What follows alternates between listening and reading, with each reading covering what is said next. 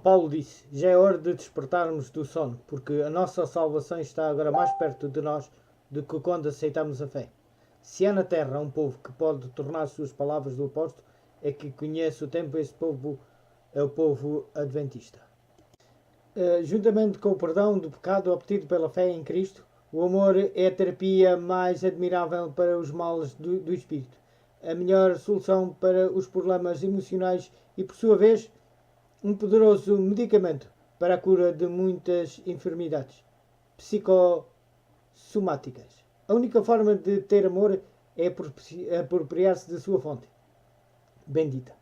Cristo Jesus, por isto, o apóstolo Paulo aconselha, para que Cristo habite pela fé em vossos corações, a fim de, estando enraizados e fundados em amor, poderdes perfeitamente compreender o amor de Cristo. Quando Cristo faz sua entrada triunfal no coração e toma posse da vida, vivo não mais eu, mas Cristo vive a mim. O amor chega a ser motivação suprema. O amor de Cristo nos constrange. O amor é a essência e a maior súmula da lei. O supremo princípio guiador de uma vida convertida, semelhante à de Cristo. Sem amor não há cristianismo, pois o apóstolo diz: aquele que não ama não conhece a Deus, porque Deus é amor. Está em 1 João capítulo 4, versículo 8. És morno. Que nos diz aquele que conhece o nosso coração? Não és frio nem quente. Oxalá foras frio ou quente. Assim, porque és morno e não és frio nem quente, vomitar-te-ei da minha boca. Está em Apocalipse capítulo 3, versículo 15 e 16. É o povo do tempo do fim. Estamos a falar do povo de Laodiceia. Não há dúvida de que temos chegado à própria véspera da hora suprema, em que de este chamado para uma conversão genuína e uma reforma cabal na vida de cada um de nós deve ressoar por todos os cantos de Sião. Este que a serva do Senhor, por autoridade divina, estabeleceu, faz anos, nos seguintes parágrafos inspirados. Necessidade de uma reforma. Um revivamento da verdadeira piedade entre nós, eis a maior e mais urgente de todas as nossas necessidades. Buscá-lo deve ser nossa primeira ocupação. Importa haver diligente esforço para obter a bênção do Senhor. Não porque Deus não esteja disposto a outorgá-la, mas porque nós encontramos carecidos do preparo para recebê-la.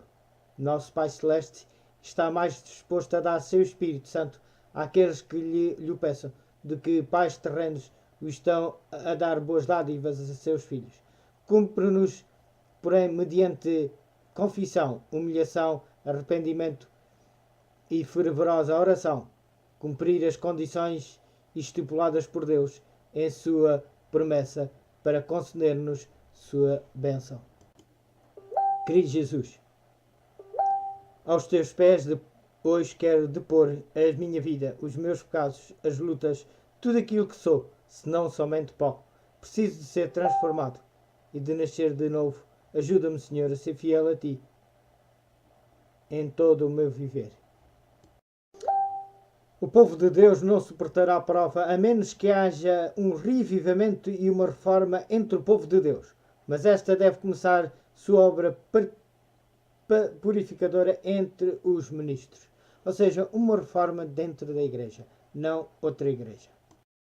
Será também esse tempo um tempo de angústia moral. Durante esse tempo não haverá mediador. Se houvesse em sua vida faltas não confessadas ou pecados imperdoados, estariam perdidos. Passam, pois, por uma hora de incerteza e aflição. Por um momento parecem não estar seguros de que todos os seus pecados tenham sido apagados. Como Jacó na noite de angústia que passou junto ao Jaboque. Eles humilham suas almas diante de Deus e clamam com todo o fervor. Os 4 anos de Apocalipse que estavam sustendo os ventos os soltarão de maneira que se desencadeariam furiosamente todas as paixões humanas e sobre os ímpios cairão as 7 últimas pragas.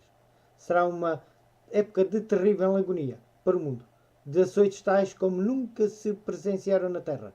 Não fosse o fato de serem essas pragas locais e não universais, o mundo inteiro ficaria despovoado. Contudo, os filhos de Deus não sejam afetados pelas pragas, para eles esta época será um tempo de angústia indizível, em duplo sentido. Será, em primeiro lugar, uma angústia material, com raiz na perseguição, despiedade de que serão objeto. Embora alguns tenham de perder sua liberdade e passem dias difíceis em celas e calabouços, a presença de Cristo e de seus anjos converterão esses lugares em mansões de luz. Muitos deles andarão fugitivos em lugares afastados, mas defendidos e assistidos pelos anjos de Deus. Como fator dos assuntos, porém, e em certa medida preparatório destes acontecimentos, ocorrerá dentro da Igreja de Deus um movimento de reformulação da vida, fruto em grande parte da pregação da mensagem da testemunha fiel. A chuva serôdia, a pregação intensiva e a terminação da obra, por outro lado, Deus deseja derramar sobre o seu povo a chuva serôdia do Espírito Santo, assim como a chuva temporã. Habilitou a Igreja Apostólica para proclamar as boas novas da salvação com sucesso por todas as partes do mundo. De então, este refrigerante e flúvio do poder divino permitirá que o povo de Deus, da atualidade, complete sua obra e alcance toda a nação, tribo, língua e povo. Este é o momento em que os filhos de Deus deverão preparar-se para sair das grandes cidades e em breve abandonar também as cidades pequenas. Depois que as 7 últimas pragas começarem a cair, quer dizer, depois de finalizar o tempo da graça, ou seja, durante o tempo de angústia, dar-se-ão os seguintes acontecimentos nesta cadeia. Primeiro ponto. A imagem da besta. O protestantismo apostatado procurará matar quantos não o adorem. Sairá um decreto de morte para os que observam o sábado, escusados que serão de inimigos da lei e da ordem e causadores de todas as calamidades que sacodem a terra, as pragas. O decreto de morte terá uma data específica para o seu cumprimento. Quando for promulgado, os filhos de Deus sairão de todos os centros povoados, inclusive das pequenas cidades, e se refugiarão nos bosques, nos desertos, nos lugares escarpados, onde contarão com a especial proteção de Deus e a assistência dos anjos, os quais lhe proverão alimento. Será um tempo de verdadeira angústia, em que os fiéis clamarão a Deus de maneira incessante e com todo o fervor, solicitando libertação. Os poderes aliados na luta contra Deus, sua verdade e seu povo serão o dragão, a besta e o falso profeta. Apocalipse, capítulo 16, versículo 13. O dragão representa Satanás, neste caso particular, trabalhando por intermédio do espiritismo sob todas as suas formas, pagã, agindo nas modalidades do culto pagãos e de superstição cristã. Amalgamo-me com os cultos protestantes ou católicos por meio de milagres e na base da doutrina comum, da imortalidade da alma. Na base da doutrina comum da imortalidade da alma, científica sob o nome de parapsicologia e outras denominações. A besta é o papado e a Igreja Católica, e o falso profeta é o mesmo poder que é representado pela imagem da besta, isto é, pelo protestantismo apóstata confederado. Tanto o protestantismo como o papado atuarão em estreita vinculação com o Estado para impor leis de caráter religioso. Esta união de Igreja e Estado se estenderá por todo o mundo. O Armagedon, o ato seguinte do drama milenar da luta entre o bem e o mal, é descrito precisamente sob a sexta praga. Ou seja, o Armagedon, o profeta viu sair da boca do dragão, o espiritismo, da boca da besta, o papado, e da boca do falso profeta, o protestantismo, apóstatas, 3 espíritos imundos, que são espíritos de demónios, os quais farão grandes sinais para enganar e irão aos reis de toda a terra para induzi-los à batalha final contra Deus, seu povo e sua verdade. Está em Apocalipse, capítulo 16, versículo 12 a 14.